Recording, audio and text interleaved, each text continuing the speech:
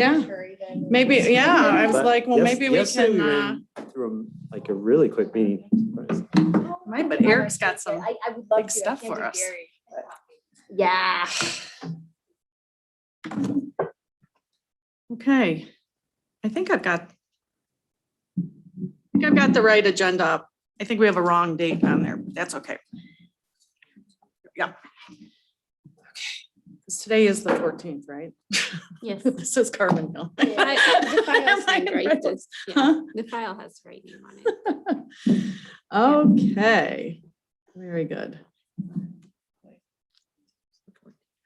Okay, so I'm going to call the meeting to order. It's July 14th, 2021, and this is the meeting of the Carbondale, Colorado Parks and Recreation Commission. We are an advisory commission made up of volunteers to assist and consult with town staff and make recommendations to our elected town officials. My name is Hollis Sutherland, and I am honored to serve as commission chair for this year. I'm joined by fellow volunteers, Vice Chair Rose Rosello, Ashley Haight-Manick, Becky Moeller, Kathleen Bonatovich, John Williams, Tracy Wilson, Brian Sobey, and Celeste Fullerton. We're also joined by Carbondale staff Eric Brenlinger, our Parks and Recreation Director, Jesse Rochelle, Community Center and Recreation Programs Manager, and our fabulous scribe, Kay McDonald, the Board and Commission's Clerk. Luis Yanes is our Board of Trustee Liaison. I'd like to welcome anyone who may be watching live or via recording. Thank you for participating in your local government. As a commission, we strive to serve the town of Carbondale by setting aside personal biases and looking at what's best for our community. We honor diverse opinions, promote inclusivity, and endeavor to keep our discourse civil and respectful.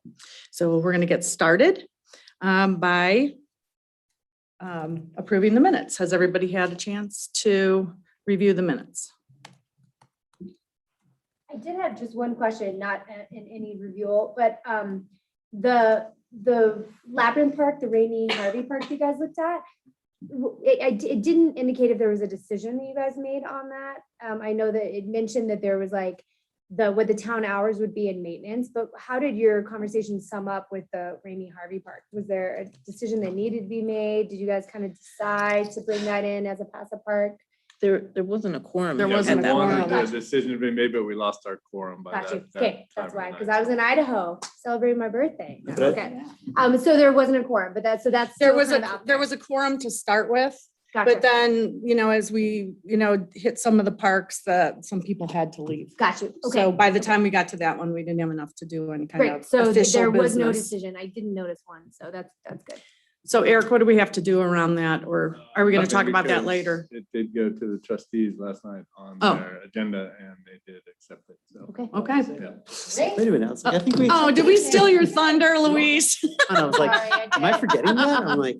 Shouldn't have been too- Yeah, I was like, what yesterday, so- happened with that? Well, I make a motion to approve the minutes. I got one deal about, just a clarification on this, on that same park in the second bullet point. There's a question that, can you let us know about the previous weed control included in the applications of chemical herbicides? It didn't make sense to me. I mean, who's asking the question? Who, Oh, where's that going? part of that was, I got information from Eric, so I can. Yeah, and that was a question actually, to the previous owner, because we wanted to kind of know how the park has been taken care of. And we did find out after these minutes, the answer to that. And he has been utilizing natural weed methods with, he does a mixture of soap and vinegar. And, but he also hires a company to do the subcontracts with a company to do the lawn cutting. And so I'm not sure if they're not using something in their process, so that still needs to be figured out. So it sure looked like the park had been treated with chemical herbicide. So from my vision. How do you describe it? Why, Like do you know where behind this- Hendrix? Do you know where the senior housing is, the Hendricks Senior Housing? Yes. It's kind of like back behind there towards the river. Kind of between Graceland Avenue, kind of Yeah. RVR-ish area. We had an It's a aerial very, a couple weeks back that kind of showed it, but very end of for a couple Graceland months Drive. back. Kind of dead ends into that, right? There's like two roads that kind of dead end, right? Kind of right there, sort of. Well, there's the dog park, and then there's Melissa Drive, and then there's Graceland. And Graceland curves around, and Melissa stops, dead ends into Graceland. Graceland keeps going and does a cul-de-sac at the end, Okay. and it's just before the cul-de-sac. Mhm. So other than that, I'd continue with your motion. Oh, yeah. Okay, so would you like to make a suggested to change that? Like, that we're looking into previous weed control But just applications? clarify who's asking the question, really. Oh, okay. So however you want to make that adjustment then. Okay, so with whatever to clarify. Are there any other comments or questions about the minutes? Okay. Celeste, welcome. We see you. And you, as an alternate, you do have voting privileges this evening since we have some people missing. And so there's a motion on the table now to approve the minutes. So all in favor? Oh, Aye. Aye. did we get a? Do we have a second? second? Oh, we need a I'll second. second it. Thank you. Okay, all in favor? Aye. Okay, any opposed? All right.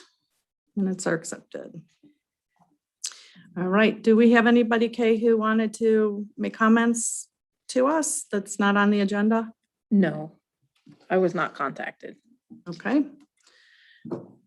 So Eric, do you want to make some highlights on the park tour review? Sure.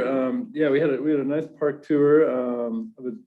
We'll never have enough time during a meeting session to hit all the parks that I, of course, wanted to hit with you guys and show you. But we did hit some important parks that have some issues that are common to many of our other parks too. So I think that was good to see some weed issues.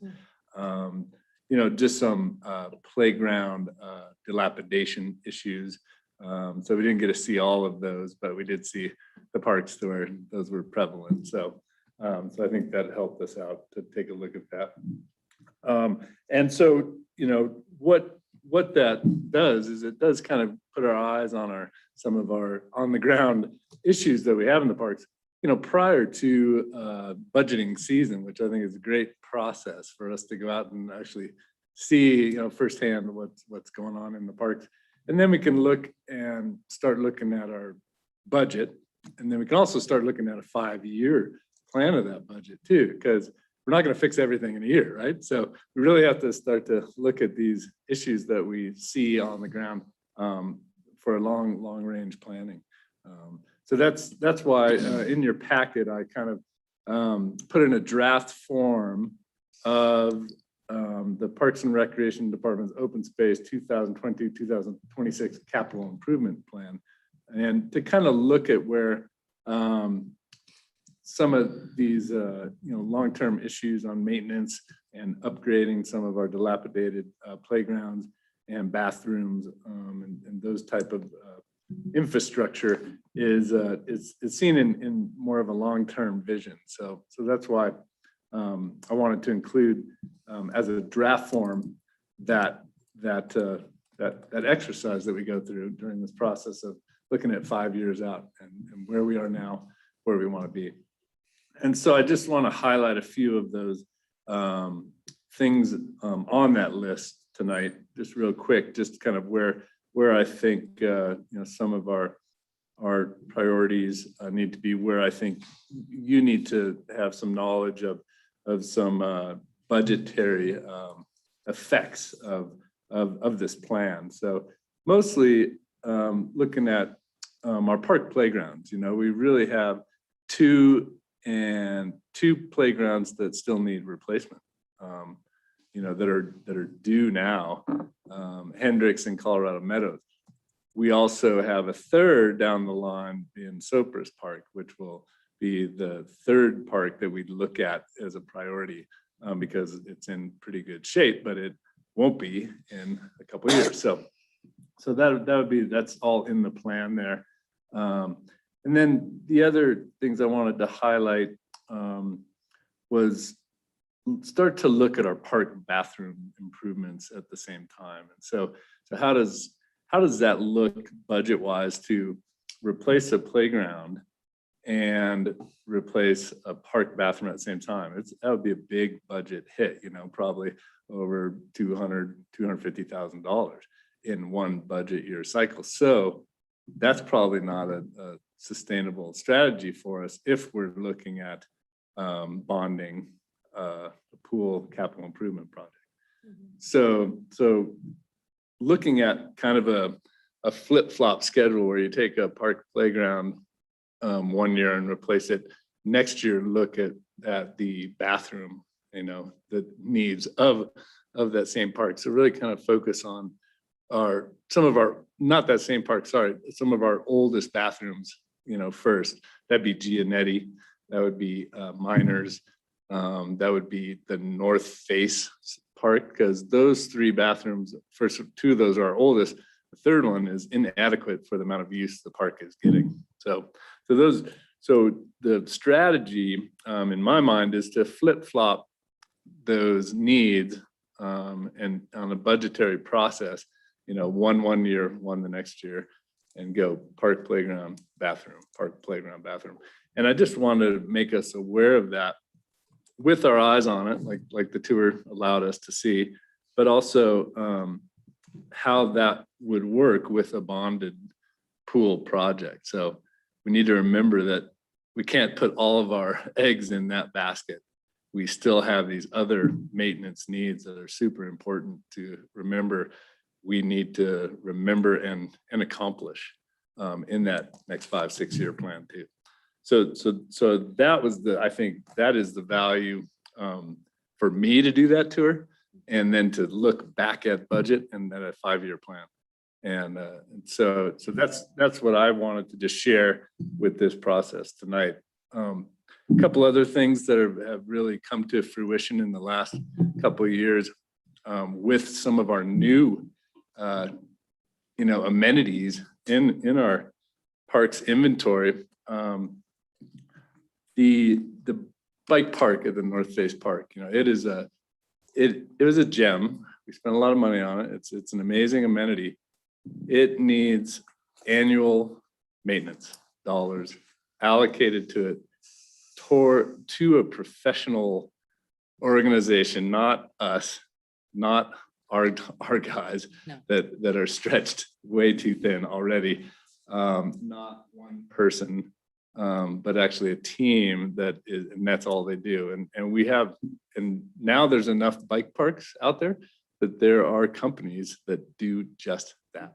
And so we're gonna be contracting, and maybe on a long-term basis, with one of those companies to do an annual, maintenance on that park.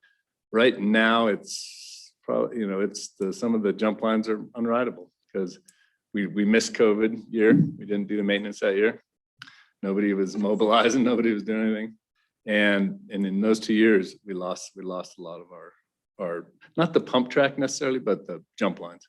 How much does a maintenance agreement like that cost, Eric? So these guys, we're in kind of an emergency situation there. And so I talked to Jay and Renee, and we are and these guys are kind of a sole source. I haven't found another, kind of company that can mobilize like these guys can and do the job we need them to do.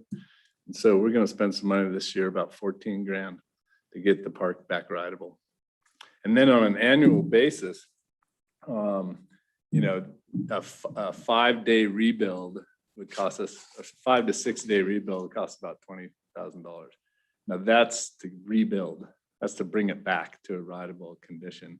And then, then you would spend a little bit less every year because you'd be maintaining it. We lost our maintenance there. So we lost everything. And so their techniques and their material they actually use does pretty well here in our environment. And so we would actually not be spending 20 grand a year, but I would say 10 to 15 on a full rebuild every spring out there. Okay, so two questions for you. Yep. Since it's unrideable, does that mean it's closed? No. Or people, I mean, it's rideable, but it's not ideal. Yeah.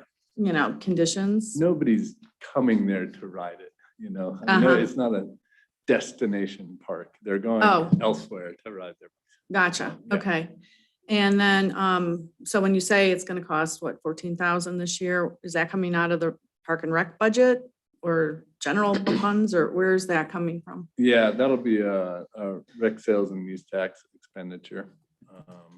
You know, and So what is that gonna, luckily, our sales tax is doing very, very well. okay, And we, you know, through COVID, we didn't have a lot of expenditures on capital projects and improvements. So, you know, Jay and Renee felt, you know, that's not a problem.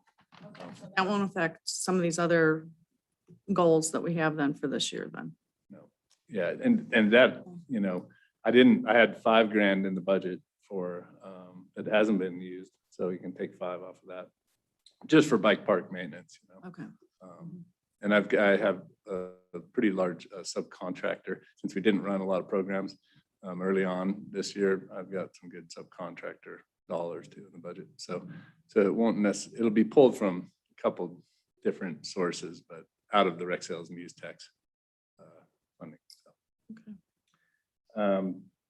The other one, Sorry, just been dominating here. Who wants to go? I think Ashley's. Oh, I think we're probably all. Okay, Ashley, we'll go alphabetical order. A.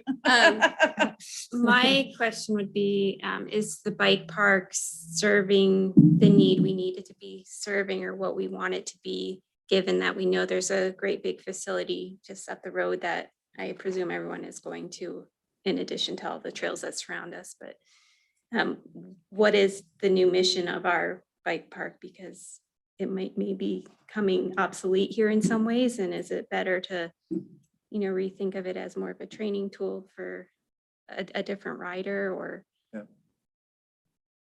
you know, it still gets a lot of use because of the pump track is running really nice, you know, and so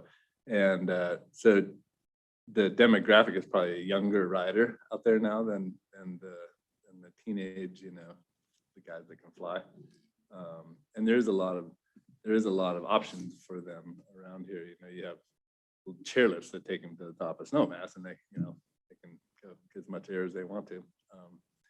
You know, but I think the progression is there though still, you know, and so I think we need that jump line progression goes from super beginner, intermediate to advanced. And that's important to have in your bike park. I think, you know, I think you're doing a disservice to a bike park user if you don't have that kind of progression. So that's where the work would happen and bring those all back up to speed. Kathleen. This is a huge asset for our community, particularly the Spanish-speaking community that can only recreate, you know, or it's not a lot of people like me and who work during the day or with their kids, the pump track at night until the sun sets. And it's a huge asset. It's been a huge investment and we need to keep it. And I 100% support this ongoing maintenance, dedicated crew team that keeps this up.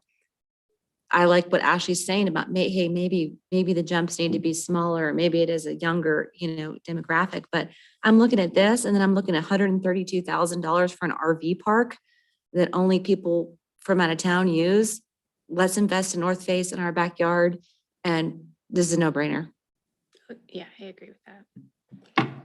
Yeah, I totally agree with both those comments. You know, I do think that when the bike park was established, it was a really fascinating thing in our valley, right? And that shifted. And I think it's important for us to keep that perspective in mind as we think of what features are available, just because there's so many other facilities that are near us that are we can't compete with that structure.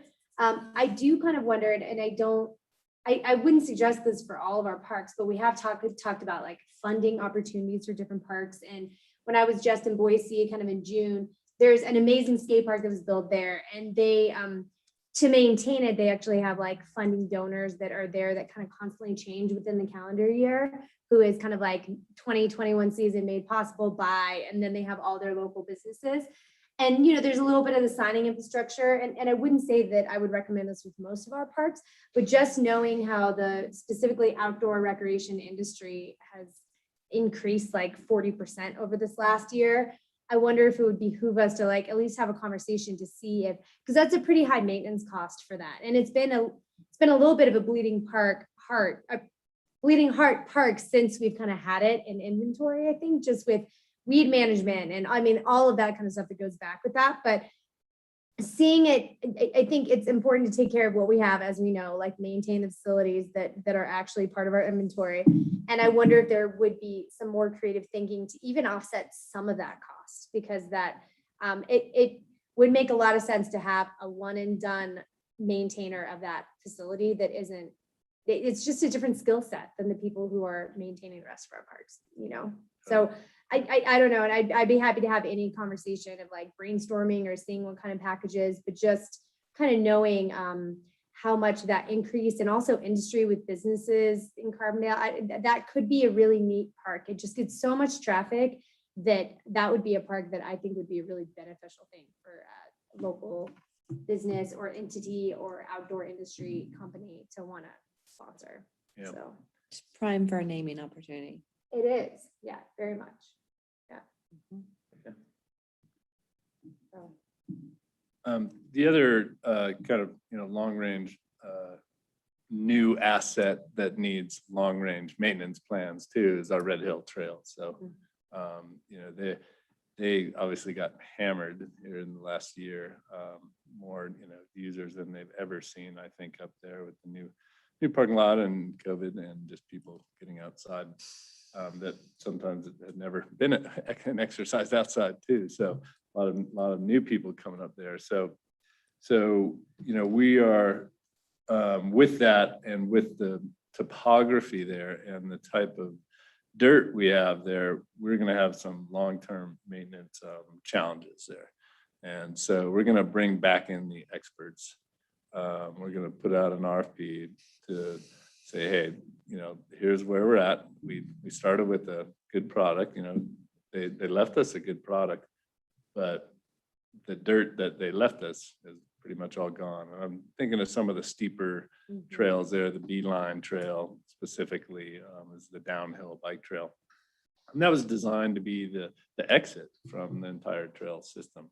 It is no longer the, really a doable exit for the people that are riding up there. So there's two options. We're going to look at a secondary exit for bikes, still trying to separate trail usage. So we're going to bring the experts up and look at flagging a new exit trail, and then how to fix the Beeline and call it our, Black Diamond Trail exit. So because people who ride it love it and can ride it. Somebody who has access to the Red Hill trails off the Shooty property for the new bike trails that are being built there, that hasn't spent a lot of time on technical bike trails, it will not be an appropriate descent for them. So that's why that's in the budget here for 2022. That would be funded by the maintenance endowment that was raised during the Save the Red Hill campaign by Aspen Valley Land Trust. So that is almost an outside of budget process number. We don't know what that looks like yet and what that's gonna be as far as that final number, but we do have money there for that purpose. And so it's gonna be an appropriate use of that money to make that trail doable and more sustainable, and to hopefully offer an alternative descent there, and still with the idea of separating trail usage there. So that's why those are the two that I wanted to just mention to you about where we are with some new amenities, fairly new amenities with a long-range plan on the maintenance of them. So, yeah, Tracy.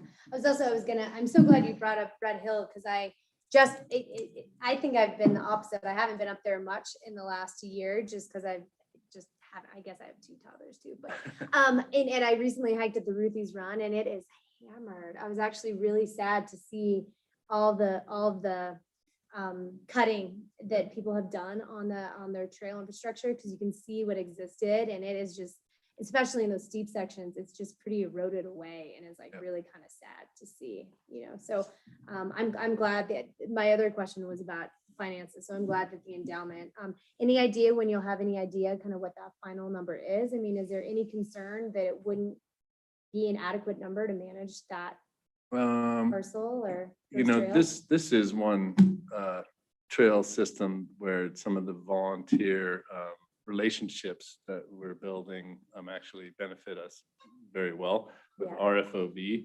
We're also having different companies adopt a trail there too. And so with that adoption, they owe us, so many maintenance hours. Yeah, And that's so great. and that's all organized with us and RFOV. So that the expertise is there also on how to maintain these trails. So I think it's so that's our fallback. That's our long-term maintenance plan, really. When that endowment doesn't exist. Yeah. So because we'll spend that for sure. Yeah. So yeah. So I think we're setting that up for success. But it was amazing how the trail they left us and the trail that exists are now 2 totally different trails. Yeah, absolutely. Erica, the only question I had to do with the pickleball skate lighting project. And I saw in your notes that, the pickleball community still owes us money till the end of the year. But then once they pay that off, it seems to me they're going to be rather antsy to get the lights going. So is 2025 realistic, or do we need to be looking at something a little sooner? Yeah, no, that's good. I mean, this is draft form, so this is exactly what I wanted to happen with this, is put more eyes on it. So thank you for that. I mean, that was the thing that stood out for me. I think maybe 2023. I mean, it depends on how gung ho they are, Right. And I mean, just from working with them in the past, they've been pretty gung ho. John? I've had some communication with them also, and they're very gung ho about it. They're pretty confident about paying off the 55 grand by the end of the year and then coming up with more money. But what I just recently heard is that lights are not necessarily number 1 on their list. It sounds like there's a sizable group that might want some kind of pavilion before they get lights. And I didn't get into the details about it because they don't really have space for a pavilion to start with. And they do have lights. So, but just to let you know that it's they still got to decide on that. But to me, it looks like their priority is going to be lights, and probably in 2 years. Yeah, that's what I was kind of, I'm wondering if we just for a placeholder, even if you want to highlight it or something, just plug it in for 2023 perhaps. Okay. Because I mean, I definitely think it makes sense, as you pointed out to us on the tour, to do it all at the same time, not them do it and then we light up the rest of the stuff. Right. That won't affect any of the other timing of anything else, Eric, because that's such a big team. Would it if we bump it up, knowing that the 2023 bond isn't that? Yeah, I mean, it depends on kind of Like what how- the question there depends on how much we can afford to bond Yeah, and how much we're going to need to afford Offset to that. raise. yeah, And so if the amount that we need to raise to afford the bond, it is the community impact grant from GOCO is a pretty good matching source for a project, like the pool. And Yeah. so, so we might be competing against we might be ourselves competing against each other. in the grant grant If we game. bump that So, up, yeah. yeah. Yeah, so that, and this is, this is what this document is for, is to look at those things and see who's, how do we not compete against ourselves? So, And how can, I mean, what do we want to prioritize in the board? Right. Do we want to prioritize the pool, or is that fine in 2025, having that kind of be a? yeah, and that's kind of why I prefaced it with that kind of idea. I showed this to Jay after I kind of built it, and he's like, well, when we're in that bonding process, let's remember the park needs and the bathroom needs, and so that's not actually very well reflected in here, because I didn't flip flop that all the way across. I kind of just left that column blank for the pool. Yeah. And so that's why this is draft, and Mhm. we're chatting about it course, because we're ahead of the budget process. So so I think the timing's right to kind of do exactly what we're doing right now. So Yeah, totally. Yep. Toss stuff around and prioritize. So So what I was gonna ask was, following up on that flip flop with the restrooms. So you're saying those aren't outlined in here? no, Or some of them are, but. yeah, some of them are, but as far as just that annual allocation for that, that's not represented right here, because I did just call them the pool with nothing else. in there, Yeah. so. I think they are deserving of their own line items, even if it's quite a ways out. Yeah. And are they all renovation or retrofit, or it's something I'm concerned about, just the structural integrity of what they are, that we're trying to Band-Aid for 20 years, when maybe we need to start budgeting, even if it's 2027, to replace some in full. And I don't know, I've been specifying some for like Denison, easily 90 to 120,000 prefab, Drop in place. Yes. Stuff, yeah. but I've seen them done very well and they feel clean. And Yeah. Well, there's the age of our bathroom. Giannetti would be a total start over. Yeah. tear down. I think that's appropriate rather than Mine are throwing probably the money. same. That's, And I would say North Face also, because of the size of it. so that's something I think we need to start reflecting, even if it's quite long-term. And then the other thing was, I wasn't a proponent for a playground at Bonnie Fisher, but that's not on here anymore. Is that off the table? It is, since the improvements happened across the Yeah. street to Triangle, that it made sense to pull that off of our priorities. So. Okay, I want to give Celeste and Becky an opportunity to comment if they want to online. And Kay, would you please send Rose the link to get on? Is she on? I can't do it. I'm on, I'm here, Graham. Okay, that's why we have two Celestes. Okay, She can change her name. change your name, Rose, so we know which one's you in case you raise your hand or something. If I do it, then Then we all go away. everybody sees Gotcha, it. okay. So somebody else needs to do that. So somebody else needs to change Celeste. No, somebody else needs to send Rose the link. Oh, no, because I Yeah, think you can just send she's me a on. regular link. That's fine, and then I'll just click on that one and request. Yeah, so Rose, go ahead and change your name on there somehow on the Zoom. So we know it's you. I'm And- fancier than I am here, Hollis. If someone wants to send me a link, I'll get on my own. This was the link that was sent to Celeste. She sent it to me, so Still change her name. I'll try. I'll go back. Okay, I just forwarded it to her, but maybe. this Then will she's be gonna fine. come on as Then you. at least we will know. This will be different. that's true. Okay, so Becky, did you want to comment on the topic? I just wanted to say I've been in the bathrooms at Giannetti and they're way better than they have been. I really like the white paint. It brightened it up a ton. Sorry, my dogs are gonna start barking. But yeah, no, I think the improvements that were done there were great. That's all I'm gonna say right now. Okay, thanks. Her dog likes them too. That's why they got so excited. Yeah. Celeste, do you have any comments? No. Okay, Rose, I don't know if you, I just jumped in and I haven't really been in any restrooms except for our, I have no comment, but I'm excited if there's if there's going to be fixing of restrooms or updating of restrooms, because there's not enough and they're never clean and they could definitely use some updates, and it's kind of a blanket statement, but that's where I'm on.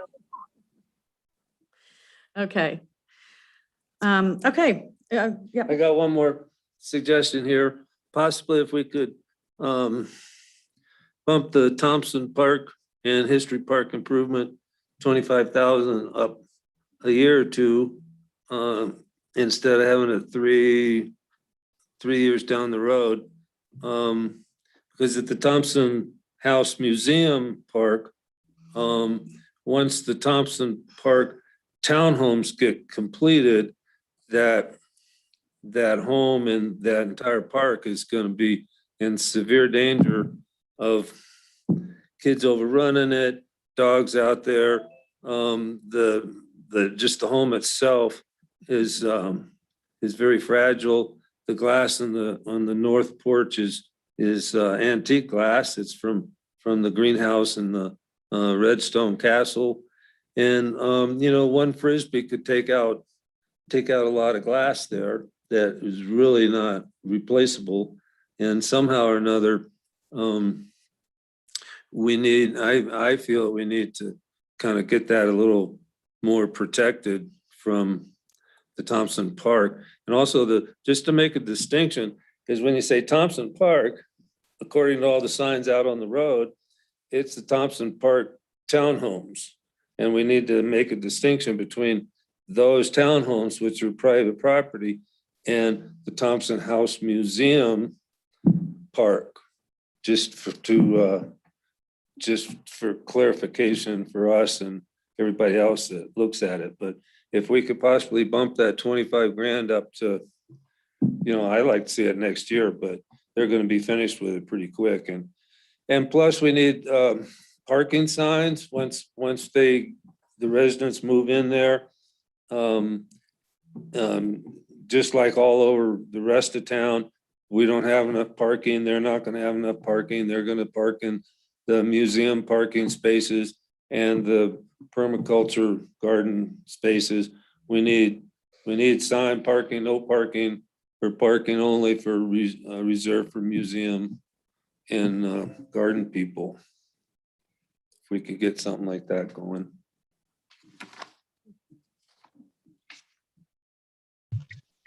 I just would like, if we're also just commenting on things that area needs, we need a crosswalk from Thompson Park to Went, from that cross there. And I'm working on it. I think I've mentioned it. I'm going to keep working on it, but it was a good point to throw it in again. That's definitely another item, but that's more of a CDOT thing, I think. But if we could Oh, I support know. that. I've talked to about 100 people at this point. I'm working on it. We're going to get it, but I just wanted to throw it in there as well. Yeah, I'd like to see us support that. Well, we can talk offline, John. I'd love some support. Okay, Kathleen's got a question. This is sort of a global question.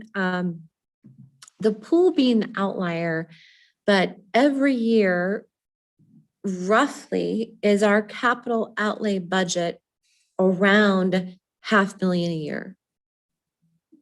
How does that number get earmarked?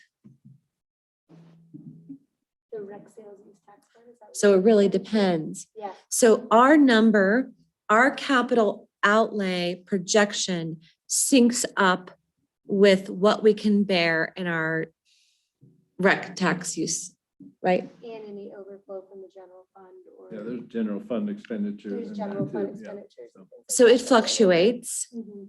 but it's around, like for 2026, we're at, 240 as opposed to $500,000 this year. Is that because we think we might get more grant funding, or I'm just trying to, our total capital outlay is based on two factors, and we adjust our capital expenditures based on those factors, right? Okay. Yeah. Where I'm getting at is like, hey, is there, a little extra money here and there that we can earmark for projects? I don't know. Yeah, and the grant funding is speculative, super speculative. So Yeah, Yep. so that's Right. kind of the hard part about this exercise is I can write it You down. can there, write it but- down, but they're counting on that grant money, right?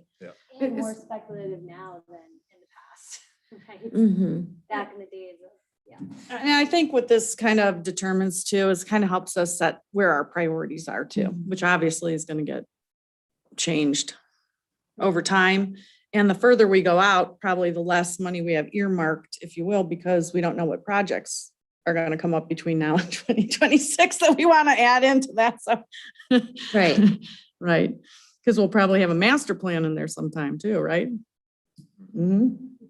Tracy? One thing, I mean, you know, the Thompson parcel I love a lot, and it's been a while since I've been in that house, and I guess John, just bringing up the new Thompson condos that are there, or townhomes, like I haven't actually been to that parcel since those have been built and the construction has been started in that.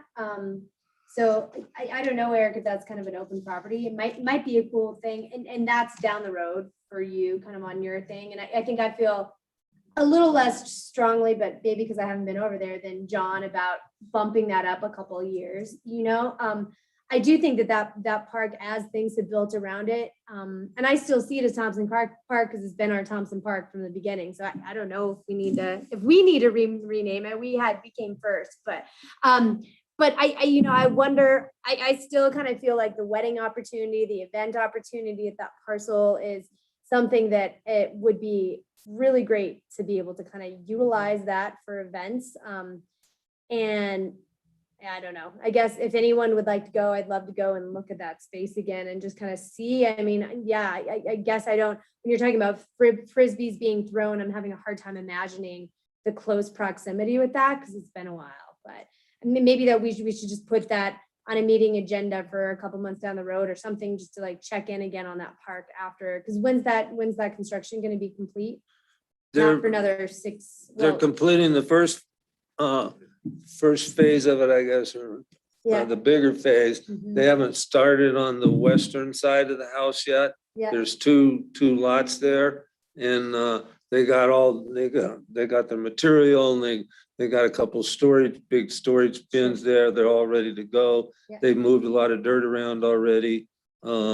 It's gonna probably happen this fall to get started on that. Mhm. And just so you know, tours are available now.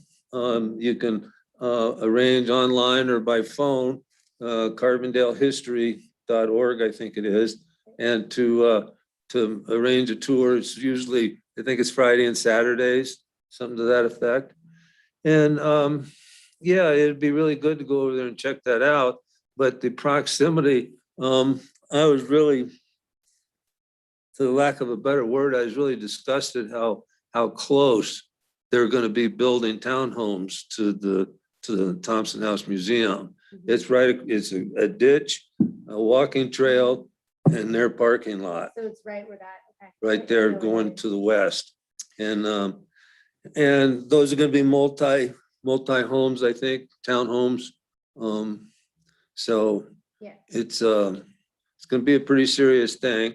And they, back in 2018, from what I understand, the Thompson Park townhomes didn't need to put up open space for their development because they were making a swap with a museum in the park, with the town, and therefore we gave them the lack of putting up open space so they can have more townhomes, and they gave us the park, and that counted as their open space stuff, which my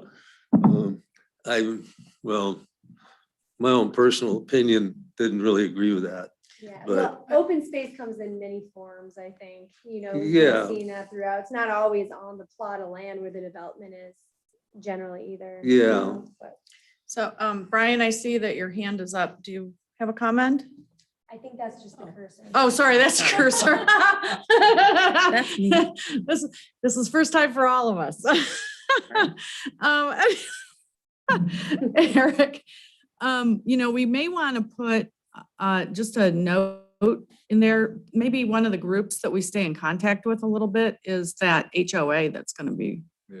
the Thompson Park HOA, or Thompson House, wherever that It's Build at is- Thompson Park. Thompson Park Yeah, Town Home, but they Thompson they're Park, probably yeah. gonna have it, they probably have a HOA, Thompson Park LLC, and they don't have an HOA yet, but they will. probably. Yeah, I think they probably will. So anyway, but just as a future, whatever, to keep in contact with them and conversations and stuff like that. Do we need to do something like that with the one going up by City Market? I know they came and talked about it to us about their open space. Are they gonna stay isolated, or is that someone we'll need communication with in the future?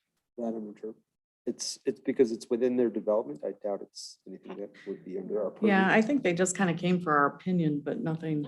But I think to John's point, I mean, I would think something as simple as signage for parking could be done much sooner than Yeah. when it's on here. And that way. And avoid that park confusion. rules Yeah. signage Right, too, this exactly. is a passive park, it has historical elements in it that are fragile. There's some signage that could start that education process there, I think so. Yeah, So- nice big sign or something.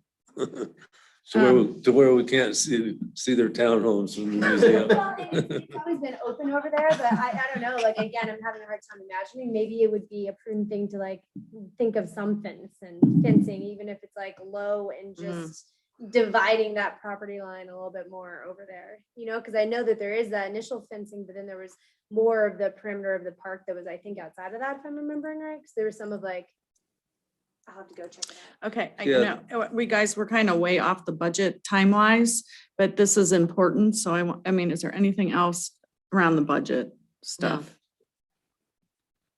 Okay, because the aquatics facility, I imagine we're going to be talking about that quite a bit now too, so. So tonight, this is just informational about the aquatics budget. We're not to make any decision tonight?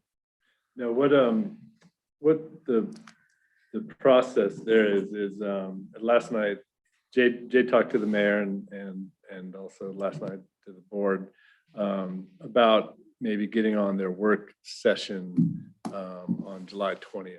And if there's room on that for us to have a more in-depth discussion at the board level on this next step. So this is informational for us to kind of just educate us in what those next steps are gonna look like if but we do want to know if you guys want to move forward at an accelerated pace on this. So we do want that information from this commission, where you guys feel the timing should be. So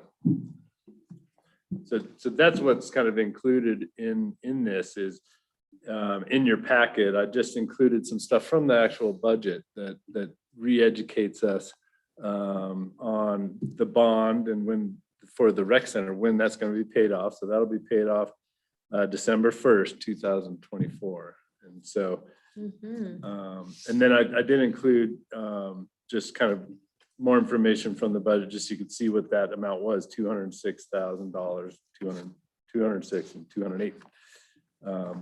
So just so we have an idea of what that amount is that is going to disappear and come back into our rec sales and use tax to be utilized.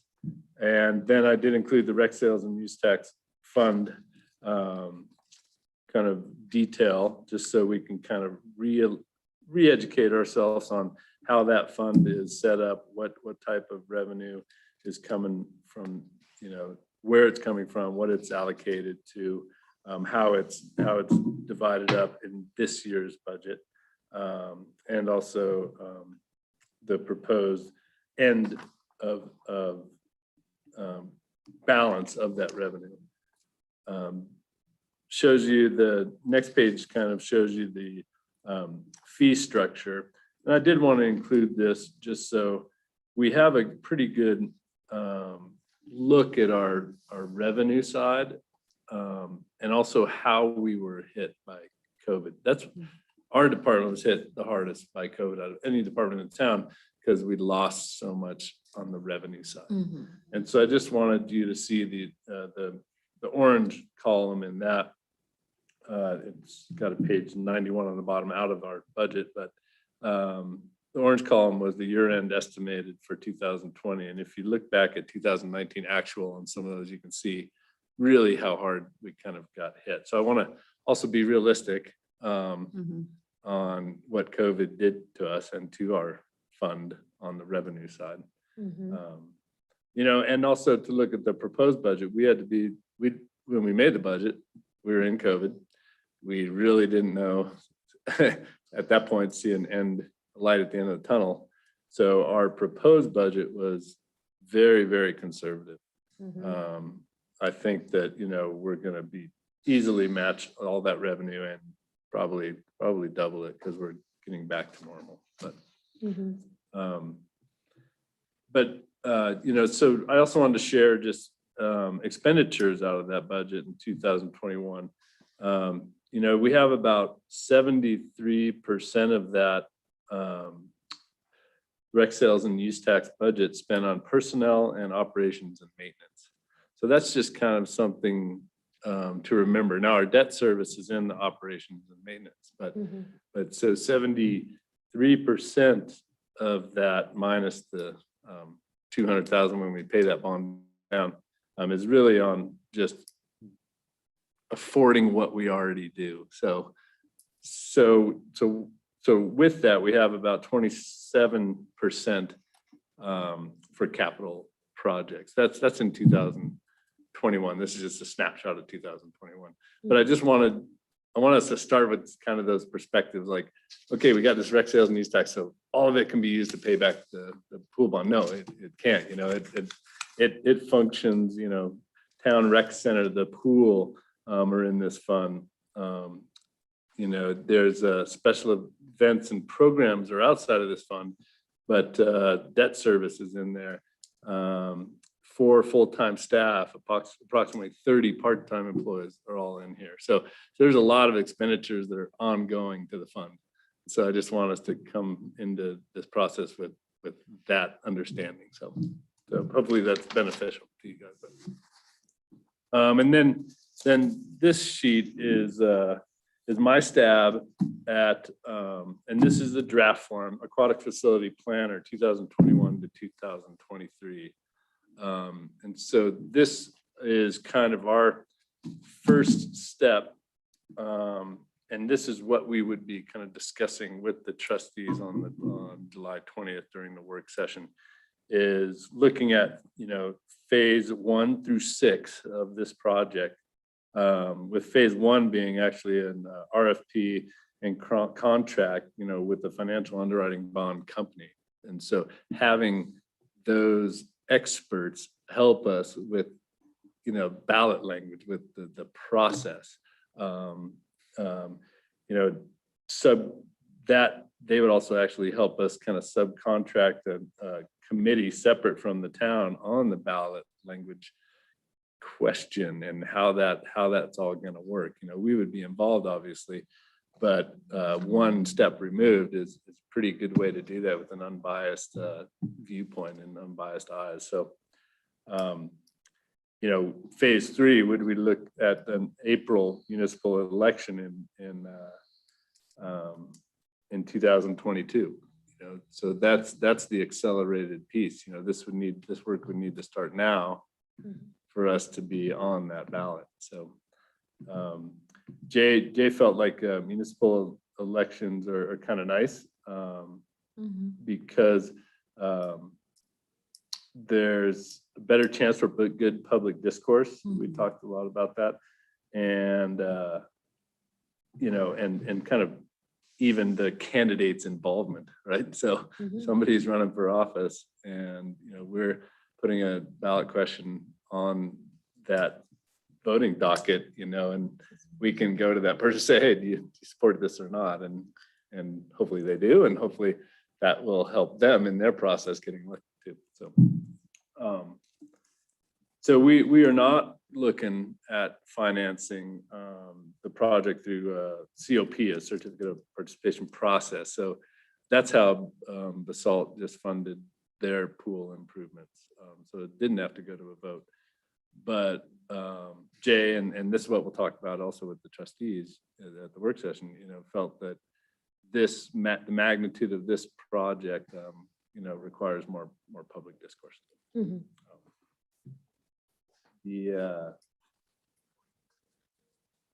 Yeah, so our next kind of April-based timeframe for a municipal election would be 2024. So that's why we're talking about this now. You know, we want to see if there's a fast track here to not have to wait that long. So it's interesting. The election can, which was I didn't realize this, can be up to the needed amount to borrow. Now, so we have an $8 million pretty picture in front of us now, and so that election could be for 8 million as far as language wise, from my understanding. And then as far as what we can afford, then would be a secondary study and exercise, right? And then what we can afford out of the rec sales and use tax would then dictate how much fundraising we need to do to actually make the project come to fruition. So that's the kind of game and that we would need to play and be willing to invest some time in, and then the phase 5 would be really an RFP for final design and engineering of the project, getting an owner's rep on to help us with that process, and really that will let us know how we want to tackle a big capital improvement project like this. And then phase 6 would be construction, and optimally you would construct it by creating a shorter season on the end of 1 year, start construction, and then not open it and have a shorter season on the back end of that opening year. And so you could not miss a season potentially. That's the goal, right? So to not miss an entire season of aquatics operation. So, this is a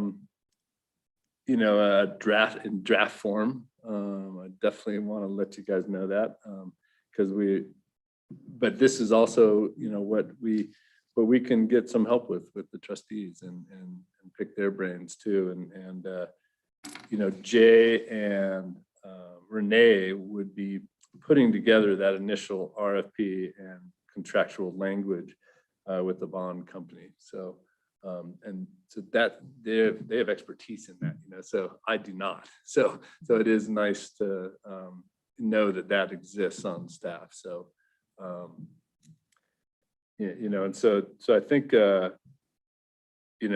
as just a draft, I just wanted to kind of feel out the commission and where your priorities lie timing wise, and whether or not you guys think this kind of accelerated do it now process is where we should go. So Kathleen. I mean, go. You have a public process. People will forget that we had a public process. You put this on hold for 1-2 years. They're going to forget we had a survey, forget we did this due diligence, forget we hired dude. I can forget. I mean, go. I love how you lay this out, the thinking behind it, the ballot language. It allows us to have a transparent public process where we can go back to the public and say, here's the language. We're not going to do a COP. This is go. I 100% support this. Tracy? Can you talk about phase 2 just a little bit more? Is this something that's pretty common in having an unbiased person with this ballot language? And what type of cost does that generally do? Like, do you do a request for proposal for that, or? yeah, from my And like understanding, who would decide? Yeah, I'm just curious about that. yeah, I'm familiar me with that. too. I mean, I've not gone through this process Yeah. before in my career, and Yeah. so I've always come in after it's already been done and helped build the thing and run it. Mhm. So I'm learning a lot on this process too, which Yeah. is great, because this will be a fun project because of that. Yeah. So from my understanding, the bond company, you enlist them through an RFP process and you give them certain direction, that you want them to go. Here's what we want you guys to produce an unbiased, process here. And so however they want to do it, Jay said, sometimes they actually create a local committee that's not attached to us to do so for that language of the ballot itself. So, Right. yeah. And so that's my understanding, but I could be off base here too, Sure, as far sure. as detail on that, so I need to, definitely. One need to learn contractor, more and about probably that. not a big ticket. We're not looking at like a $2,000 or $5,000 enlistment or maybe. Yeah, I don't know. I don't have a number on that, so, I Yeah. can't tell you, so. No, but I think just to follow up to Tracy's question, is that seems to me like that subcontractor is the one that would give us an assessment of what, how likely it is that this would pass. Great. I mean, thinking about this, maybe even 2-3 years ago, I would have thought, yeah, it stands a very good chance. But now I think the optics of a municipal bond that goes towards a pool might be criticized in favor of affordable housing or something that's a little more of a, let's say, hot topic right now. Sure. But it's a need, don't get me wrong. But I just think it's something to think about in terms of how it's presented to the public and why this might, more important than something else. So. Good point. And so I had a question, just for clarification, so I understand this, if I'm understanding what you said correctly, we can go and we can have a vote for $8 million. And the public could say, yes, yeah, you can spend up to 8 million, but then the actual amount that we would actually bond or whatever could be less than that based on We can pay back. what we can pay back or, yeah. So that's the most, so we can ask for the most and still dial it back to whatever can be done. Through fundraising and through grant writing. And, Yeah. And those different methods, of raising Okay. funds for a project, Okay. Tracy? I'm totally forgetting, and I know I have it in my old notebook that we used to have. What was the total bond amount for the rec center? I have 7 in my mind, but just curious, because I'm, in 8 in my mind. you do, okay, somewhere in there. Just Somewhere in somewhere up in there. I'm just kind of thinking of like the time in which, we've paid that back over time, just kind of like wrestle with some of that kind of stuff, right? But at that point, there was no rec center, so again, public optics, public policy, that kind of stuff. I mean, some people might say we already have a pool, but they don't quite know what that is, right? So, right. Becky? So we are saying we are going to, if we go forward with this process here, that we are going to try and, Elsie, get off my computer.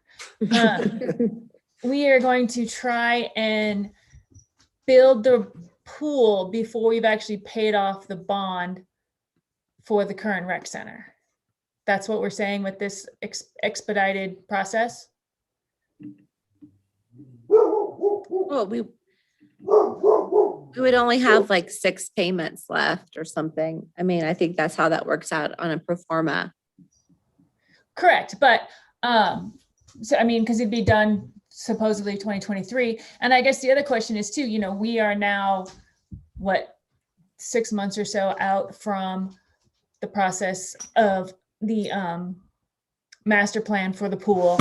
And, construction costs have already gone through the roof, something like, I don't know, 10 to 15%. Are we looking at the cost of the pool being more expensive now too, with the current costs of construction? And then this bond issue is going to be a question of, hey, we're asking to go for the full 8 million. We may not need it, but we're going to go forward without having any kind of idea of how we're going to pay for it, other than if we don't get anything else, we're going to do 8 million for a bond. Is that what we're saying? That's a part of the process, but that's why you'd hire this bond company to really assess, what you can afford to bond too. I mean, you wouldn't go into this blind saying, oh, okay, here's how much money we need to make, let's just bond for that.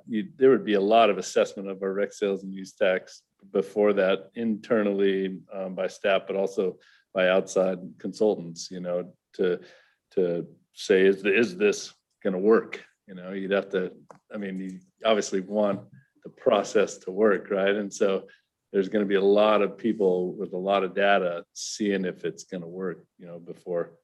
So this is just kind of a snapshot. I don't think, this doesn't have the detail, that's going to be needed to actually make this work. So. Okay, so just so I have this clear, so what you're saying is the next step is to hire this bond person to see if we can actually feasibly raise the money, raise the funds to actually build an $8 million pool and what that would look like. And if they say, no, you guys can't do it, we wouldn't then move forward. Just saying conceivably, if that's what they said, so really the next step is this bond issue and we can't move forward until we actually get that done. But it's maybe not totally a consecutive, we do this. And if the review comes back and says, oh, we really can't afford that, we wouldn't then move forward to a bond issue. No, but we'd have information, I think, from that process on here's what you would need, to fundraise, or here's what you would need to wait until you've paid off, your other bond. I think, that's what we don't know at this point is really those details, from somebody outside that does this for a living, and bonds large municipal construction projects. So that's the expertise we need at this point, is what we're saying. So. Correct. So I like I said, I just want to be clear that, the next step is this ballot language and this review, but phase 3, 4, and 5, based on what that review is, may not look like this. This is like the best possible outcome. Right. Okay. Yeah, definitely. And talking to Jay and Renee, and looking at our present, sales tax revenue, they, as far as bonding a large capital improvement project before we pay off the rec center, does not worry them. And there's a little bit of a gap there that we could afford, is what we've talked about. So, Kathleen?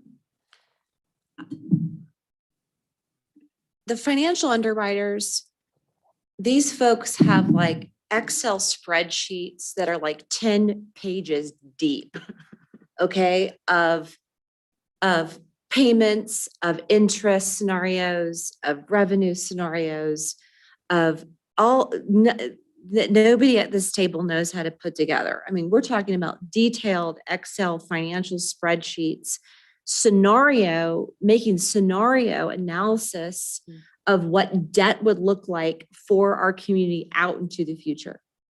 Tonight, we're saying we trust that we need a consultant to do this. We got to take one step forward in this process. It's not anybody at this table. It's somebody that knows how to do those Excel spreadsheets, financially can look at what the town's revenues are and what the cost of as a pool and what kind of debt we can take on, and then to make the next decision. So I feel like this is a good plan. Let's not get ahead of ourselves. Let's let the finance people roll out the spreadsheets, roll out the bond language, and see where that sits. So, Eric, you said this was for mostly information. So, there's really no vote. Do you want a straw poll, a nod of heads, or, what do you want? Well, can I say something else? Sure. I'm sorry. I didn't see your hand up, Becky. I thought it was up from before. Sorry. No, I took it down and then I put it back up. I wasn't saying that we are going to have that information. I understand the fact that we're pulling somebody in. I just wanted to make it clear that if they come back with this, the phases after this next phase may not be set in stone. That's all I wanted to say.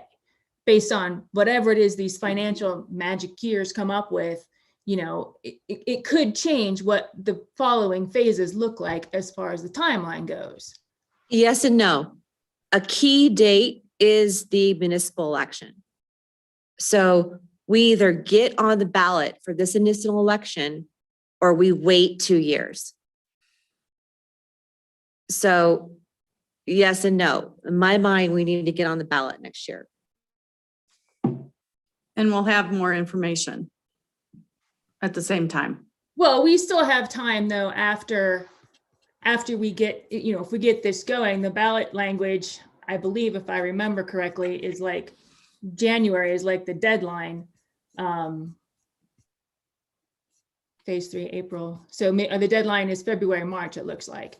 So we would have time to know if we're going to be able to actually finance it before we go to the ballot question. And if it comes back as a no, then we would put it out for 2 years. I'm just trying to get people to understand.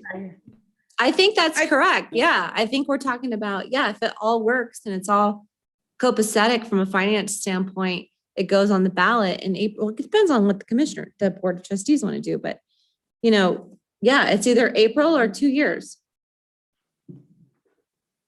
after that. Okay, yeah, that's all I was trying to, is that this timeline isn't set in stone necessarily, is all I was trying to ascertain.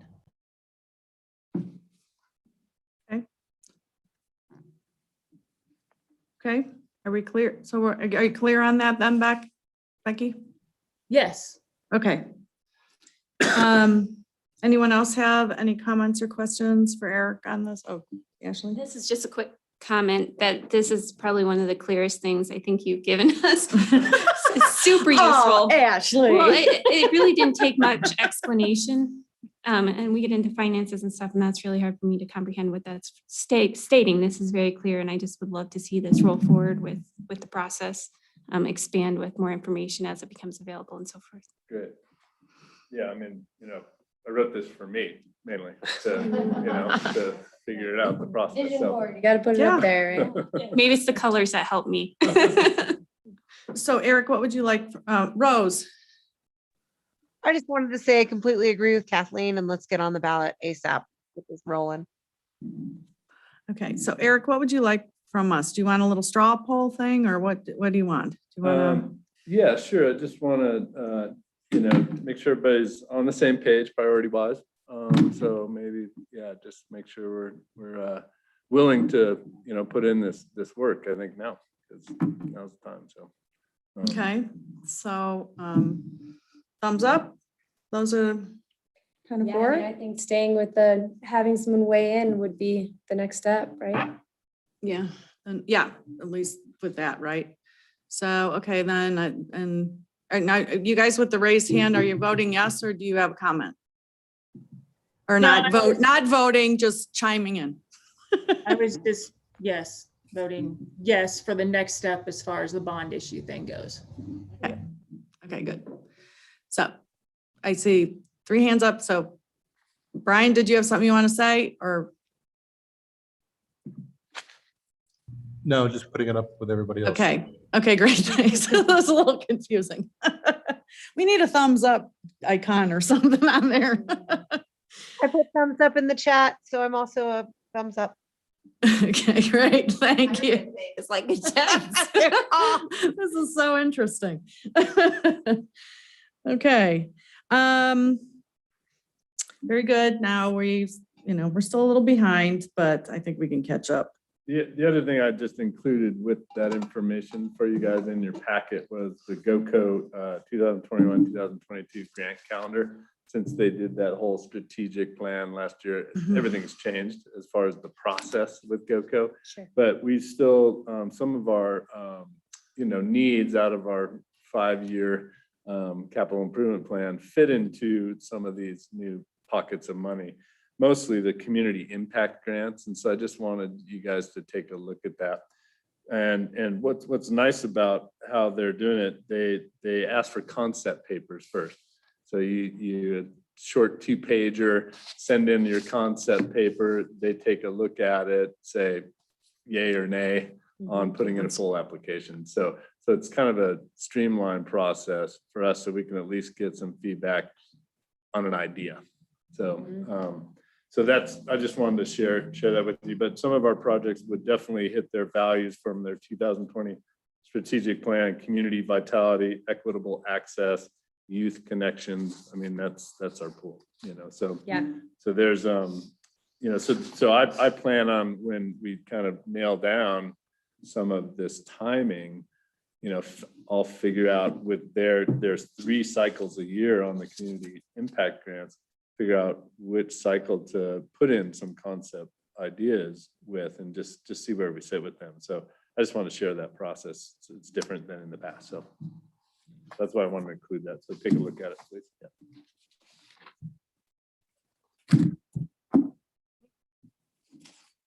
Okay, seems like we're all good. Thank you, Eric, for that.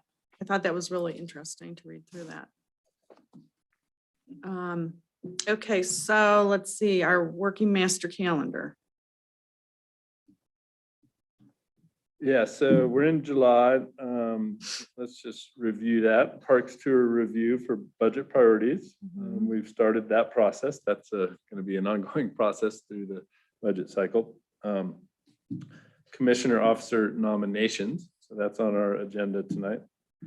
Advertise and interviews for any open Parks and Rec Commission positions. So we do have advertisement out right now. And Kay, have you received any applications? Not for this one. Okay.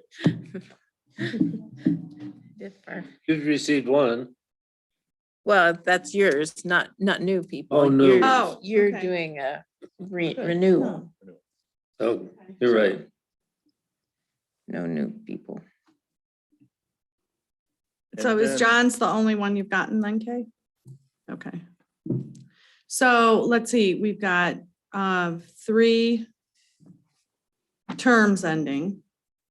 John, Tracy, Mhm. Becky. Are you guys gonna be putting in applications? I called you just asked that before this meeting and got your answer machine, so Me? I'm Oh, undecided. sorry. Yeah, that's okay. I called Eric, I talked to Eric a little bit. I'm undecided. I kind of feel like I've just been here forever and you guys probably just need to get another, this is like year 12 or something like that. So, anyway, I don't know that we need to decide that exactly this meeting, but I have the application opened up on my computer that I just need to print to reapply, but, yeah, I guess there's that. My 2 toddlers, I would love to hang out with them for sure, but then it just as always in Parks and Rec, something else entices me. Now it's the pool and I'm like, gosh, it's been so long on this, but seeing a process through completion would be pretty great. So, yeah. Yeah, I'm, oops, wait, am I muted or unmuted? No, you're unmuted. Go for it, Becky. I'm kind of in the same boat as Tracy as far as like, I thought I was gonna get off, but I am interested in the whole pool process. So, I mean, this has been a long time coming and I feel like we've been here for a long time. So I don't know. That's where I'm at too. So when's the deadline to apply? By next meeting, that's when the Next meeting will be interviews are. doing the, interviewing and the decisions. So I'll have a decision shortly. I mean, Okay, fair enough. So Eric, what have we done then to promote openings or that, that there's commission terms or whatever? I mean, it's all over the website. Yeah, Okay, for all the sorry, boards and I've been commissions. like, I'm like Yeah. out of touch, sorry. We put So a when is ad- the deadline 2 for ads in the people to paper. apply to the opening? Yeah, I would say we've got to probably have it by the end of July, right? Well, we need it, Eric? for the packet, so a week before Yeah. really the meeting. For my needs, a Wednesday before the meeting, so a week before the meeting. Yeah, should be the next- deadline, so. Next meeting is August the 11th. The packet goes out on the 6th. Yeah. So deadline is what, Wednesday, the 4th? Yeah, that whatever that Wednesday. Wednesday, the 4th. Okay. That'd be good to catch her in the minutes. Wednesday, the 4th. Yeah. Okay. Okay, so it's, well, I'll figure out where all that, I'm good. I'm glad to see that promotion is going, or, and you know, those announcements are going out. So I'm not going to ask any more questions and take that time. So then let's see. So then officer nominations for starting in September, then I guess would be it. No, I think nominations are, I think it's this month, or this meeting. We right? nominate and then we'll vote Yeah. in August. In August, yeah. Yeah. So. And that way we can have everybody on, you know. in September. Yeah, yeah, like our bylaws say. Yeah. Right. Okay.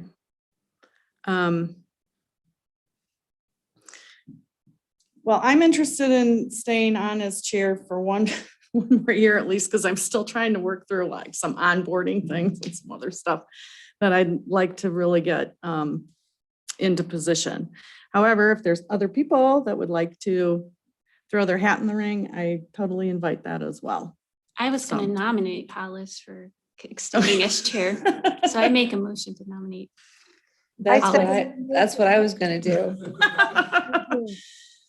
So, anybody else want to join? We can have like a real big, like, knockdown, drag out, mudslinging. We'd like a speech. We really want you to stay. Just like the rest of the politics that go on in our country. No, I'm just kidding. So, I'm and gonna start a Facebook post against you. Against me? Facebook Yeah. group. get her off. Okay, well, I would be honored to serve again, but if anybody else wants to throw their hat in the ring, feel free. So. I also want to keep my position. I feel like Hollis and I have been a great team. We've been more behind the scenes, just double checking on things and talking to each other before meetings, but I enjoy my position and think it's a great spot for me now. And this is Rose. That's funny. I was also going to nominate. That was our next task. No, she's doing a great job. I kind of just feel like you two are just getting started. So Yeah. I guess that's kind of my thing. Take a while to I feel get some like- traction. Sure does. Yeah, it does. Yeah. I mean, I can't believe like the whole year's gone by again. There's subcommittees and such that I think some of the rest of us need to step into. So Okay. Very good. Then any other comments on that part of the agenda? Okay, thank you. Okay. Let's see, so reports and updates. Eric? We are back in the special event business. We are back in the programming business. We're back in the pool business. We're back in the rec center business. We're back in the rodeo business. Is everything just flat out open? Rodeo is intense. The rodeo is intense. I think there were 5,000 people there last week. They're breaking Reports? records every week. Yeah. This one's tough enough to wear pink rodeo too tomorrow night. So that's a big one always. Oh, boy, that's a big one. You know, it's we are utilizing our new stage. You know, we've had multiple uses of it. It's going to be used for the free concert, the benefit concerts going on Friday night. Oh, nice. We're putting it up tomorrow in the tee box of the RVR driving range. So it's going to be, you know, and this is what it's for. This is what this stage is for, is to say, hey, we got a venue here. Yeah. What is at it? the What's driving going- range. So, if anybody wants to volunteer for that concert, let me know. I am the volunteer coordinator. Oh, Uh, What's it? So, it's a, Hollis, What's it's a free concert for the ALC Foundation, which is a foundation that Red and Julie, owners, the ones that run the restaurant at Homestead, put together for their daughter who died from cancer. So they're supporting Okay. a couple of different nonprofits. So the proceeds from the concert are going to go to a couple of different nonprofits that support families whose kids are fighting cancer. It's a free concert though? It's a free concert, correct? There is a with VIP package, or you can make a suggested donation. I mean, or they have like a suggested donation there. And you Yeah. go online to sign up because they're trying to know how many people are interested in coming. So when you go online to the ALC Foundation's website, it does ask for a suggested donation, but that's how you get your free tickets. You sign up for your free tickets there, so. Yeah. Okay. But they Where do will, you- they Where do you will, go? I think I it's can just, send you the link, John. yeah, ALC Foundation. Send it to everybody, Becky. Yeah, that'd be great.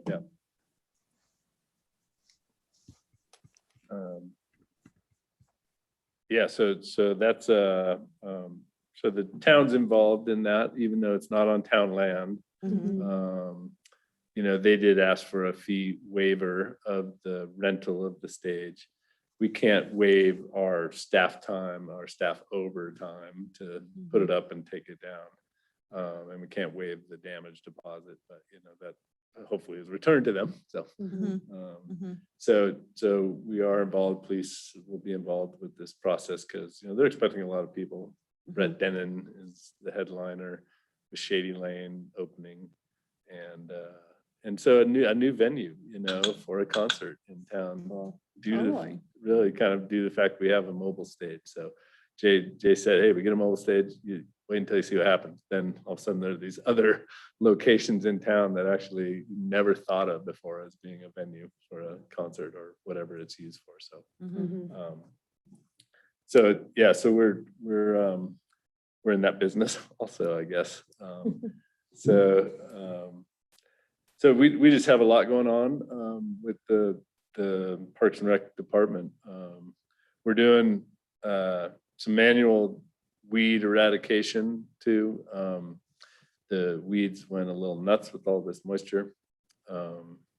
And so we're utilizing our temp worker budget to do so. Our staff and the Parks Department's too busy. Our staff at the Rec Department is too busy to touch it really. And so we're needing to you know, really sub out that manual weed eradication work. But it's really needed. They've been working on the nature park. In the solar array there were Canadian thistles over your head, Scotch thistles, you know, other list, B list noxious weeds that they're just making sure don't go to seed. That's so we're on a time crunch right now to try to keep them from going to seed, flower and going to seed. Our next project with those temp workers is going to be Riverfront Park. There's growth of absinthe wormwood there, which is a A-lister. And we want to protect that piece of property from being overrun by you know, noxious weed of that caliber. So that's where they'll go next. And then we're working with RFOV a lot on weed mitigation too. We just had a group from Stepping Stones work at Newt Park and all weed mitigation, just manual extraction, you know, hard work.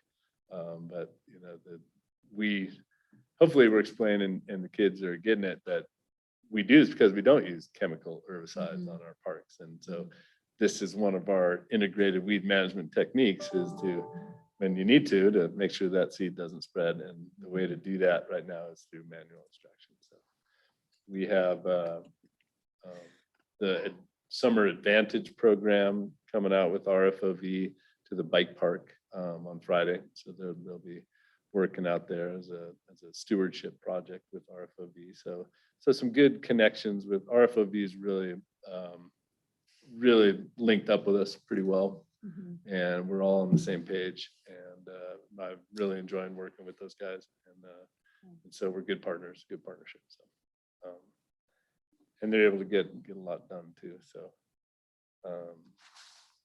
So that's yeah, that's kind of what I wanted to share. We are moving all of our, I did produce a 30-60-90, kind of did update that to all of our projects. We definitely have a lot of projects going on right now. The RV park internet project is coming to fruition too. So due to COVID and due to the schools needing, you know, mobile internet access into different locations in town, this radio frequency internet technology is really working, you know. So we're going to utilize that technology to cover the Gateway RV Park with great, bandwidth for Wi-Fi. And right now it's literally a dial-up modem there, and it does not function 90% of the time. And so, yeah, and we're asking people to pay for that service. It's included in their service, or what they pay, and so the poor campground hosts are. And we're gonna ask them more for next year, right? Yep, and then we're going to benchmark that and look at what those prices should be for next year, and definitely. And with that new service, there's some justification to increase our prices. So, and I noticed it's like, you had that, whatever the amount was to install, and then like $700 and some a month. Do we have to pay for that during, even when that park is closed? So we're building it. The initial investment in infrastructure is like a full gigabyte, but we can dial that down to our needs and pay accordingly. So, but we wanted to know what it would cost at the full build out. Okay. So we have that opportunity now to see what bandwidth we can get there. So we want to get it there, and then we can dial that down. So. Okay. Rose? I'm just hoping you guys utilize Brian Sobey as a huge, I don't know, almost like a contract on this one. He literally traveled the country for years in an RV, so knows so much about pricing, and even recent travels in a large RV for knowledge on pricing on these things. He's a mecca. So offline or online or whatever, like utilize him. I definitely want to, yeah, and I especially want to know, Brian, if you've stayed at some municipal run RV parks. There's not many of them out there, but there are some, and just want to know your experience there compared to a privately run one. So hopefully, yeah, I'll tap your knowledge for sure. Absolutely. And I think we probably stayed a total of, I don't know, a couple of months at Gateway particularly, as well as a few others in this area. So we can definitely speak from experience there. Oh, that's great. That'll be valuable. Rose, did you have more to say? Your hand's still up. Nope, you can put my hand down or I'll do it. Thanks. I have no way of putting your hand down. So, I mean, when you say everything's open, like rec center is full blown open, do people do reservations still and stuff like that? It's just, we're all back to what normal used to be. Mostly the masks are optional if people want to Okay. wear them. So we have some people that do, and then the cardio equipment is still in the gym.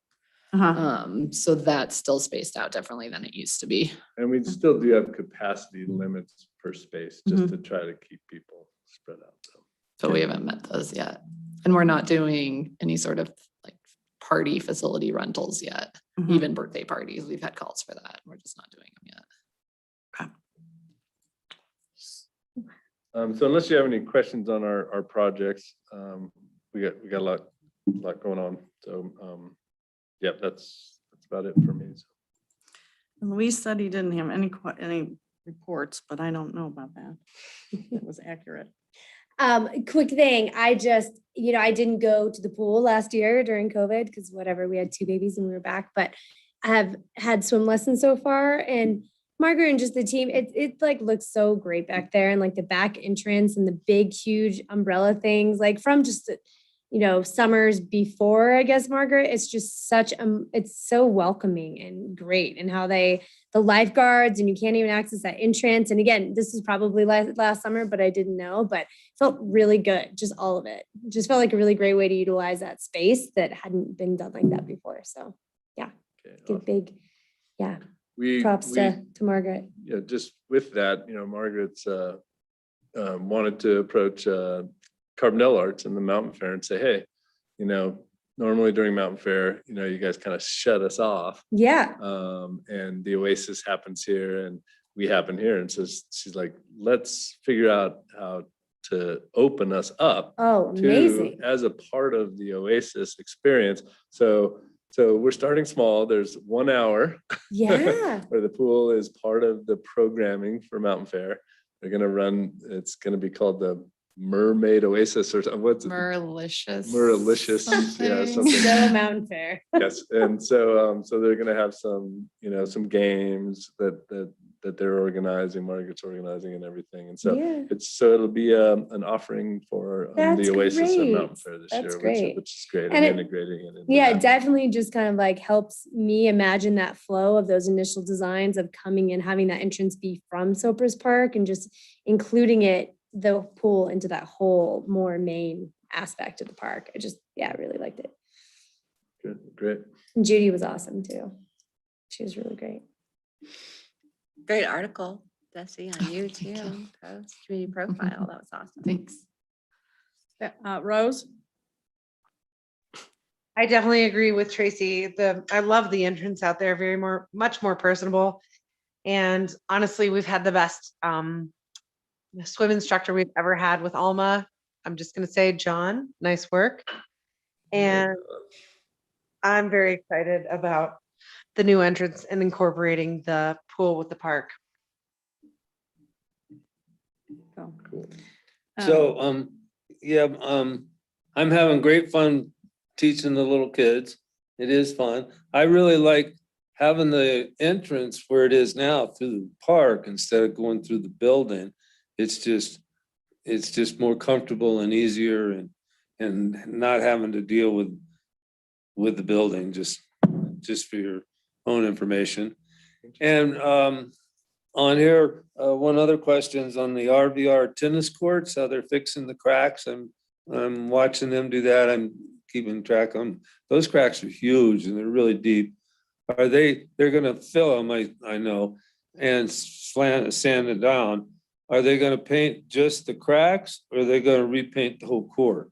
I don't know, since that's an RVR, project and part of their maintenance agreement. Yeah, I'm not sure what the details are of that contract because it's their contract, not ours. So yeah.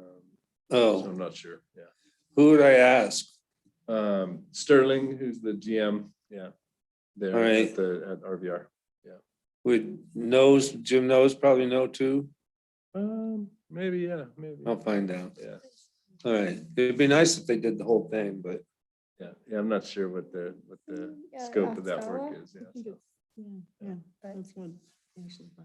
Anyway, hey, well, the only thing I wanted to ask about is, as I read the paper today, apparently our town manager is moving on. And and he's supposed to be there in September.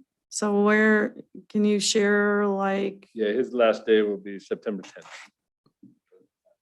So okay. he's going to Routt County. He's going to be a county manager up near Steamboat. So And I mean, so what is the process now for looking for a new town manager? And if I imagine it'll be vacant for a while, or have they already started looking, or, I mean, and then. yeah, I think they're how- going to move. They're going to accelerate pretty fast on this because it does take a while for a position like that to fill. And so during the 20th, the work session that we're going to be a part of for the pool bonding kind of question, they'll have two different local firms, give their pitch to be the headhunters for the position. So. And then what happens? And Becky, I see your hand is up. Hang on, I just got one more question. And so what happens then? Who's in charge of the town then when we don't have a manager?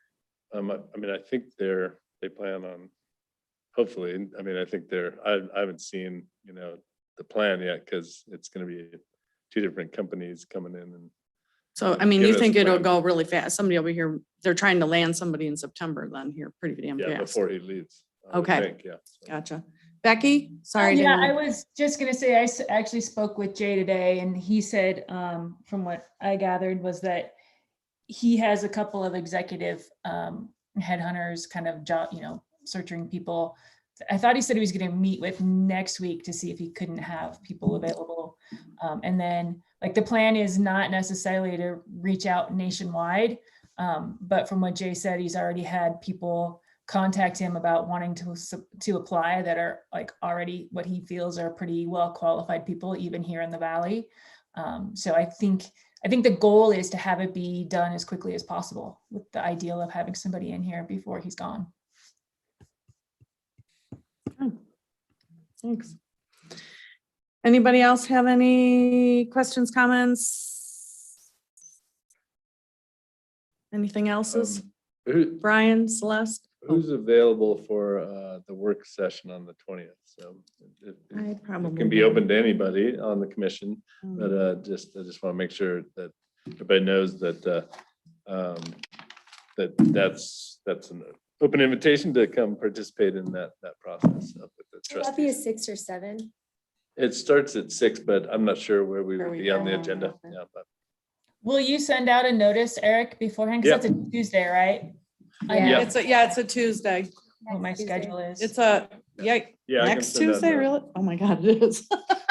I Crazy. so don't know I what know. planet I'm on. Into July already, right? Really? So I would be available, I think, for the 20th. Anybody else? No offhand? Depending on the time, if it's depending upon when it's in the agenda, I could potentially. Okay, Potentially I'll make it. send out when the agenda gets finalized. I'll Great. send it out. There's a school event at CRMS that night, but I think I can make it. And it's about the pool? Yeah. Yep. We'll be discussing kind of that process we discussed tonight with them. So, and, more in more detail, I think. at that level, so. Okay. There's no further business. Do we have a motion to adjourn? Wait, I didn't get to say my report. Oh, Jesse, I'm sorry. Oh my gosh, you're so Uh, quiet over there. I'm so that's okay. sorry. Most of- For some reason, I thought Eric was speaking for you. He always speaks for me. That's why. I'm sorry. My thunder. But my first order of business, he didn't bring up, so I will. His birthday's Saturday, in case anybody didn't know. Oh. Able to find me. Phone service. Jesse, I'm gonna one up you there and say it's Brian Sobey's birthday today. What? Happy birthday. Happy birthday. Thank you. Where are the kazoos? Yeah, yeah. Where's the kazoos when we need them? Happy birthday, bud. We have brought back our senior field trips. So I took 8 seniors over to Paonia for wine tasting and shopping and a day out, and that was super fun. And this Friday, we're going to do a boat tour on Twin Lakes over by Leadville. Wow. And my parents are in town, so I signed them up for the trip as well. So it's gonna be super fun. Absolutely. We have an art class next week with Carbondale Arts, and I think the theme is they're gonna do some stuff for Mountain Fair to tie in with that. So that'll be cool. There's 4 open spots. If you know any kiddos who wanna, or I'm sorry, there's 4 kids signed up, so there's 6 open spots. If you know any kiddos looking for something to do in the afternoons. We have 2 youth hikes left. We keep doing our monthly blood drives, and those have been super successful. They fill every time. Adult co-ed softball started on Monday, so we brought back that program. Afternoon thing for the kids. What did you say? What about it? That's what I'm saying. Oh, it's an art class with Carbondale Arts at the rec center for ages 7 and up. And it's from 1:30 to 3:30 Tuesday, Wednesday, Thursday next week.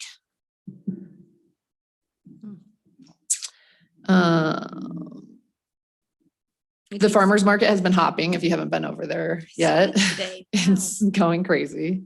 So it's nice. I mean, last year was really successful, but it's really fun to go over now, and you can get the hot food and sit at a picnic table and listen to music 2 times a month at it. It's really nice to see that completely back. And then speaking of events, our Town One Table is gonna be held this year. So if you are interested in getting a table, email Jamie. That will be Sunday, August 15th. And Potato Day will be Saturday, October 2nd, and it'll be back in full swing as well with the parade and the barbecue in the park and all that. Oktoberfest is canceled, so that one will not be happening. And 5 Point will be in the rec center in October. So those are our big upcoming ones. What did you say Potato Day was? Saturday, October 2nd. In Sobers Park? Mhm. Yep. And the O2 festival was canceled. That was another one in September. Oh, that was canceled? Yeah. So Shoot, that okay. got canceled. How come the Oktoberfest was canceled? Because all these other events were kind of stacking into September, October. Okay. And so we just didn't have the bandwidth to kind of pull it off, really. Did O2, do you guys know if O2 canceled because of like signups or, okay. Gotcha. But it was so early, it was kind of strange. Yeah, it's pretty strange. Yeah. But Yeah. yeah, that was, they just said they didn't have enough registrations at this certain point, you know, the Interesting. models they were using. Corporate, I'm sorry to hear that. Wasn't it corporate? Yeah, the outside marketing. Yeah. Essentially. Corporate. Anything else, Miss Jessie? Nope, that's it. Thank you. Thank you, and I apologize again. Okay, now, I second that motion. all in favor? I I. Okay. Aye. All right. Thanks, you guys, for coming online. Thanks, everybody. Yeah, and for y'all.